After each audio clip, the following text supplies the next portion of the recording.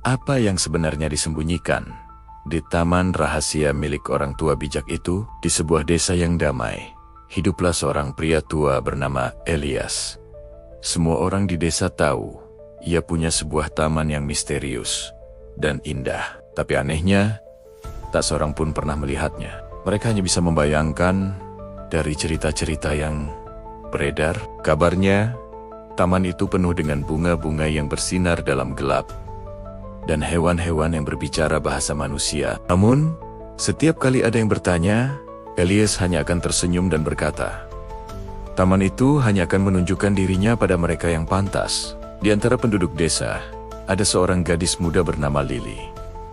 Ia bukan hanya penasaran, tapi hatinya juga dipenuhi kekaguman pada sosok Elias. Setiap hari, ia melihat bagaimana Elias merawat desa dengan penuh kasih. Dari menolong tetangga yang kesulitan, hingga memberi makan hewan-hewan liar. Rasa ingin tahunya tentang taman itu semakin besar. Ia percaya bahwa di balik pintu misterius itu tersimpan sesuatu yang luar biasa. Suatu sore, saat senja mulai mewarnai langit, Lily memberanikan diri mendekati Elias yang sedang duduk di beranda rumahnya. Tuan Elias, sapanya dengan sopan, bolehkah saya bertanya sesuatu? Elias menoleh, matanya yang teduh menatap Lily dengan lembut. Tentu saja, anak muda. Apa yang ingin kau ketahui? Dengan sedikit ragu, Lily bertanya, semua orang membicarakan taman rahasia Anda. Apakah itu benar-benar ada? Dan bagaimana seseorang bisa melihatnya? Elias tertawa kecil. Suara tawanya terdengar seperti gemerisik daun kering. Ia tidak langsung menjawab. Ia justru menatap ke arah matahari terbenam, seolah sedang mencari kata-kata yang tepat. Lalu, ia kembali menatap Lily dan berkata dengan suara yang dalam, taman itu memang ada, Lily, tapi ia tidak bisa dibuka dengan kunci biasa. Taman itu hanya muncul untuk hati yang benar-benar peduli. Jawaban itu membuat Lily semakin penasaran. Hati yang peduli. Apa maksudnya? Tuan, Elias hanya tersenyum dan menepuk pundak Lily. Kau akan mengerti pada saatnya. Sejak hari itu, harapan Lily untuk bisa melihat taman itu tumbuh semakin kuat. Ia berjanji pada dirinya sendiri bahwa suatu hari nanti ia akan menjadi orang yang pantas untuk melihat keajaiban di balik dinding misterius itu. Hari-hari berlalu dan kata-kata Elias terus terngiang di benak Lily. Hati yang benar-benar peduli. Ia mencoba memahami apa artinya. Apakah ia harus melakukan sesuatu yang besar atau mengucapkan kata-kata ajaib? Lily merasa bingung. Ia mencoba berbagai cara. Ia membawa hadiah-hadiah kecil untuk Elias, berharap kebaikannya bisa membuka pintu taman. Ia bahkan mencoba mengintip dari celah-celah pagar, berharap bisa melihat sekilas keajaiban di dalamnya. Tapi hasilnya nihil. Taman itu tetap menjadi misteri. Keraguan mulai menyelimuti hati Lily. Apakah taman itu benar-benar ada? Atau mungkin itu hanyalah sebuah dongeng yang dibuat Elias untuk menguji orang-orang? Ia melihat Elias tetap sibuk dengan rutinitasnya, merawat tanaman di luar pagar, memberi makan burung-burung, dan selalu tersenyum pada siapa saja yang lewat. Tak ada tanda-tanda keberadaan sebuah taman ajaib. Lily mulai merasa usahanya sia-sia. Mungkin ia tidak cukup pintar, atau tidak cukup beruntung untuk memahami teka-teki Elias. Rasa frustrasinya memuncak saat ia melihat anak-anak lain mencoba cara mereka sendiri. Ada yang mencoba memanjat pagar, ada yang mencoba menipu Elias dengan pujian palsu. Lily sadar, ini bukan tentang trik atau kecerdikan. Ini tentang sesuatu yang lebih dalam. Sesuatu yang berhubungan dengan hati, seperti yang dikatakan Elias. Lily memutuskan untuk berhenti mencoba mencari cara pintas. Ia mulai mengubah fokusnya. Alih-alih memikirkan taman, ia mulai memperhatikan Elias dan apa yang dilakukannya setiap hari. Ia melihat ketulusan dalam setiap tindakan kecil Elias.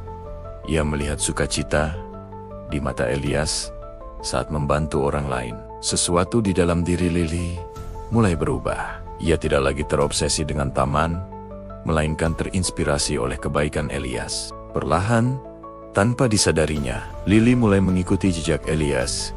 Ia tidak lagi melakukannya untuk mendapatkan akses ke taman. Ia melakukannya karena ia merasa itu adalah hal yang benar untuk dilakukan. Setiap pagi, ia bangun lebih awal untuk membantu Elias menyiram tanaman-tanaman di depan rumahnya. Tanaman-tanaman itu tampak lebih segar dan berbunga lebih indah. Siangnya, ia akan membantu memberi makan hewan-hewan liar yang sering datang ke halaman rumah Elias. Burung-burung mulai mengenali suaranya dan akan berkicau riang setiap kali ia datang. Tak hanya itu, Lily juga mulai membantu warga desa lainnya. Ia membantu seorang nenek membawa belanjaan, membacakan cerita untuk anak-anak kecil di taman bermain, dan membersihkan sampah di sekitar desa. Semua itu ia lakukan tanpa diminta dan tanpa mengharapkan imbalan apapun. Ia melakukannya dengan tulus, dengan sukacita yang murni.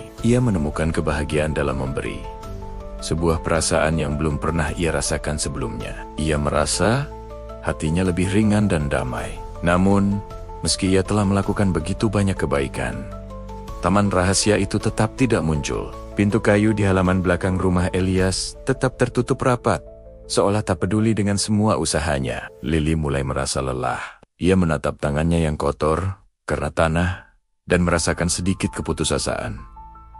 Apakah semua ini sia-sia? Apakah ketulusannya masih belum cukup?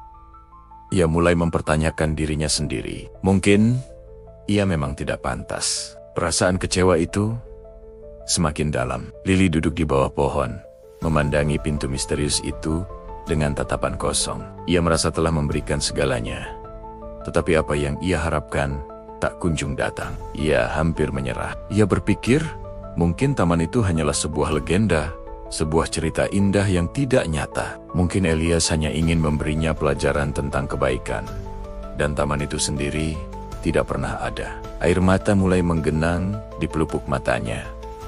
Ia merasa bodoh karena telah begitu berharap. Mungkin aku memang tidak cukup baik, bisiknya pada diri sendiri. Ia merasa kecil dan tidak berarti. Semua energi dan semangat yang ia miliki seolah terkuras habis. Ia sudah siap untuk melupakan mimpinya tentang taman ajaib dan kembali ke kehidupannya yang biasa. Ia memejamkan mata, membiarkan rasa putus asa menyelimutinya.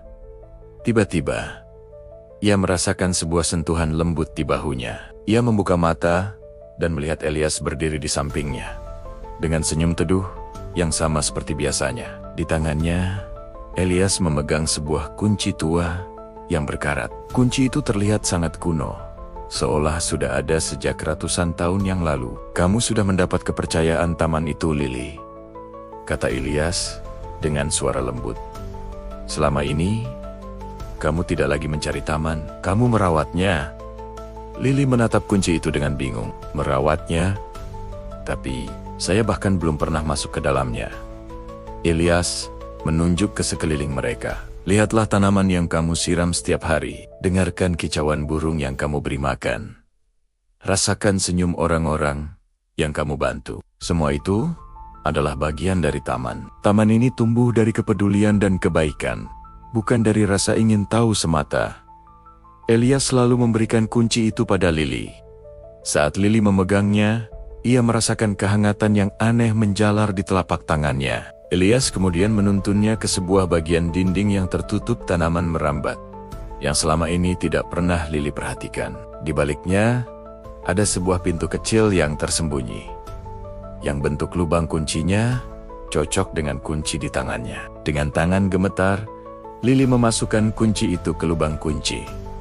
Terdengar bunyi klik yang memuaskan. Ia mendorong pintu itu perlahan. Pintu terbuka, dan cahaya lembut yang hangat memancar dari dalam. Lily melangkah masuk, dan napasnya tertahan. Di hadapannya, terhampar sebuah taman yang jauh lebih indah dari apapun yang pernah ia bayangkan. Bunga-bunga berwarna-warni bersinar dengan cahayanya sendiri. Seekor kupu-kupu dengan sayap pelangi hinggap di jarinya. Sungai kecil mengalir dengan air sebening kristal, dan di tepinya duduk seekor kelinci yang seolah tersenyum padanya. Udara di sana dipenuhi dengan aroma bunga dan ketenangan yang mendalam. Ini bukan sekadar taman. Ini adalah surga kecil yang damai. Lily menoleh ke arah Elias yang tersenyum di ambang pintu. "Jadi, inilah taman itu?" Elias mengangguk. Taman ini merasakan ketulusan hatimu, Lily. Kunci ini hanyalah simbol pintu yang sebenarnya telah kamu buka sejak lama dengan perbuatan baikmu. Lily akhirnya mengerti, taman itu bukanlah tempat yang harus dicari, melainkan sebuah hadiah yang datang saat seseorang sudah siap menerimanya. Keindahan sejati tidak bisa dipaksakan atau direbut. Ia harus dipupuk dengan kesabaran, ketulusan, dan cinta tanpa syarat. Lily berjalan lebih jauh ke dalam taman.